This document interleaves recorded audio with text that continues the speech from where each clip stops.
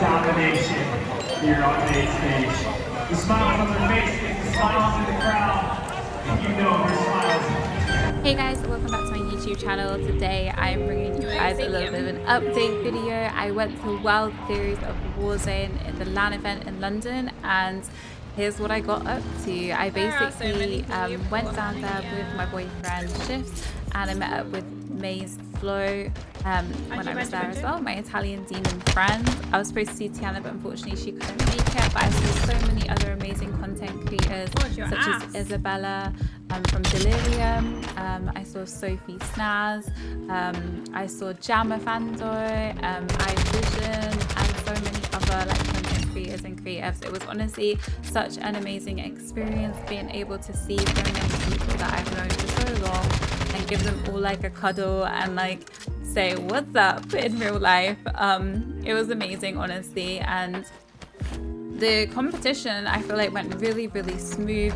The venue was set out so nicely. I'm going to show you guys some of my vlog kind of it, but I didn't capture that much, so I thought I would do kind of a voiceover gameplay with a few kind of shots in there of things that I saw and did and things like that as well. So yeah, I hope you guys enjoy this video. So basically the first part of my journey was getting down to the venue. So it was held at the Copper Box Arena in London, which is very close to Stratford Tube. So it was really annoying because the football was on the exact same day, and there was a lot of queue and a lot of traffic because of that. And in fact, on my tube, I was met with football chants the whole time, and it was very loud. And yeah, you know what? If you're happy, enjoy your time. I'm not gonna sit there and judge. There was some people being shush, but I was oh god, just keep swimming, just keep swimming. I'll be there. I'll be off the train soon. That's how I felt. When I got to the Copper Box Arena, I was so blown away. It was such a good layout. It wasn't as busy as what I thought it would be, but honestly, I feel the potential for it, if they host it again next year, to be even busier, I think is huge. I can tell it wasn't that busy because the queue system didn't take very long to get through. I got gifted a VIP pass for Call of Duty, so thank you again Call of Duty for giving me the VIP pass. So I managed to get through really quickly, and I got a little lanyard and things like that. On the general entry, you just got a wristband, and you weren't allowed access to certain areas on the lower floor. But honestly, it didn't really make that much difference. I would rather have sat up high in the general area anyway, because the view of the screens was a lot better, so you could actually see what was happening. The only thing about going to a LAN tournament is that you can't watch your favorite player's perspective the whole time, and I was really frustrated that they kept flicking off people when they were getting kills, or you could see the highest people on the leaderboard getting kills and you couldn't watch their perspective. I found that a little bit frustrating, but that's just one of those things, I guess. The hype of the London crowd when GP's Vision and Lennon won map, I think it was map 3 or 4, was insane. It was such an insane hype moment. Oh my god, the crowd was so happy. It was really beautiful to see. A lot of the NAs won most of the maps, and again, NA people took first place before me, and they also took the solo YOLO on LAN, so big props to the NA communities. I think I was a little bit disappointed with how some people from the EU played, but it do be like that sometimes, you know, you can't always play phenomenal, and everyone has their bad days. It just so happens that a lot of people had their bad days on that day, apparently. But yeah, I honestly was really impressed. The people that won the main part of the tournament, so Sage, Biffle and Shifty, I feel really did deserve it.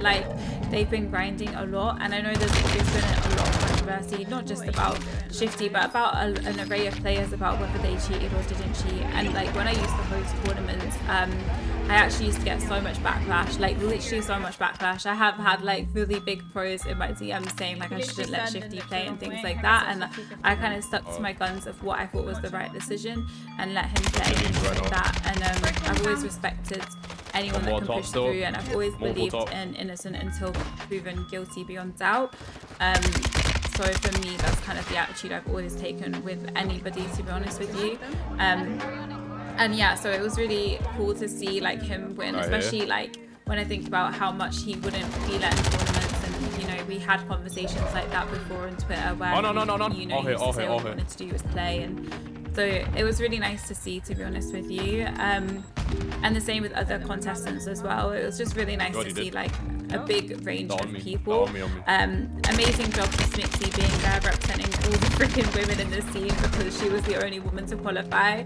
I do think that there's like an issue with like the format when you're trying to encourage women to play, because unfortunately like I even tried to call, but I just couldn't get a team together. It's really, really hard sometimes as a woman getting a team together, even if other girls or guys. Like, guys tend to want to play with other boys, and girls don't think they're good enough, so don't really want to play. So, like, I always find it really, really hard to try and find a team to play and calls for these kind of things.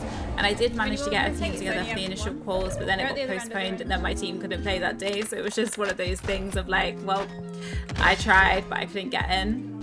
I do think that with like tournaments, if they want to see like proper diversity, it's going to be really challenging for them to break into that. And I think that in a lot of different sporting areas, you have like female brackets and female separate like, you know, divisions. I think potentially that's something that Call of Duty should consider, whether they do like the same sort of energy to like a female-based tournament, or if they incorporate women more in the format by making it a co-ed, which is something I tweeted about initially before, which a lot of people in the community didn't really like, and I understand that because you just want to play with your homies, but it is really hard for women to break into that scene if they don't have the support from kind of the company to do it.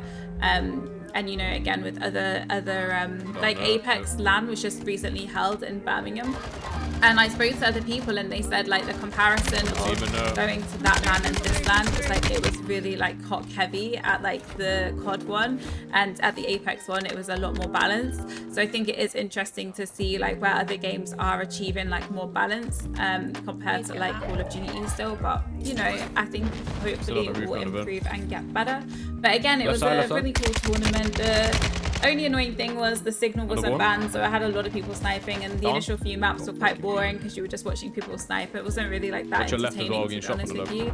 The solo YOLO was like crazy. Like, they were literally watching Sage when he gave up the gulag for Skull, and then Skull went on to win the whole solo YOLO. And I just think like that just shows the RNG of the game. But like, I also felt like the hosts were like kind of annoyed by the fact that he just gave up, and I can see both points of view, but I think Sage, if you know the guy or have ever watched the guy play, is like such a humble, sweet guy. Like, he's never doing anything to be like weird, like, so I think what he did was just genuine, and it was just like authentic to him.